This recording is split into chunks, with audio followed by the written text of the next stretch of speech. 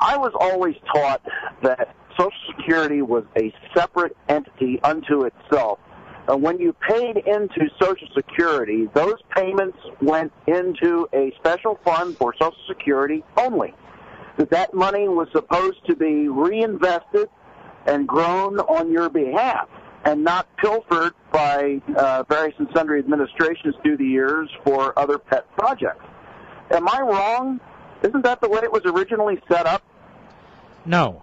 And this is the big fraud, and you still have people, even conservative politicians, saying this. What happened was FDR explained the program that way to the American people. Then it was challenged in court, and it went all the way up to the Supreme Court. And when it got to the Supreme Court, his lawyers from the Justice Department understood that this so-called insurance program, they didn't actually have constitutional authority, at least back then they would argue, to compel people to purchase insurance. So they changed their argument, much like the Obama administration. And the FDR administration argued to the Supreme Court, this isn't insurance. It's a direct tax. We have the power to tax people to pay for a benefit. That was the argument they actually made to the Supreme Court, and that was the argument that won. So they said one thing to the American people, another thing to the court. The Supreme Court at the time knew full well what FDR was doing, but they wanted to help him do it. And by the way, at the time Social Security passed, it was not that popular. People weren't pushing for it or craving it. It was part of this design, part of this plan. So now, what do we have? We have helter-skelter.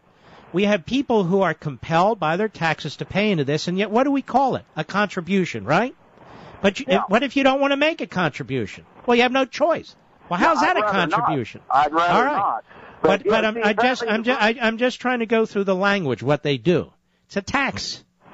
And then on top of that, it's not insurance. It's not in a separate account earning interest, invested. The SEC doesn't look at it. No oversight entity looks at it. I mean, it's what happens is they go through this ruse where the Social Security Administration has IOUs with the Treasury Department. And so they call in those IOUs. Then they decide how much individuals are to be paid. Then they go back to the Treasury Department, and the Treasury Department issues the check. But there's no accounts. There's no trust fund. And isn't it funny? I think I was the first to point out the other day that when Obama said, I can't promise that these checks are going to go out for Social Security, bingo, he just revealed it. He just said it. The liberals have been running on this trust fund stuff forever. And now, seniors, I just want you to know, there never was one. They've been lying to you since day one. And now when Obama says, I don't know if these checks are going to go out, that should tell you everything you need to know right there. So the proverbial lockbox has always been a myth. There's never been a lockbox. There's never been a separate fund with your money in it. And you know what, Ron, I'll bet like the rest of us, every quarter or every half year, I don't know, you get this note from the Social Security Administration telling you how much is in your fund. Yeah, I think it's annual. Isn't it stunning that they continue this lie? Yeah, really.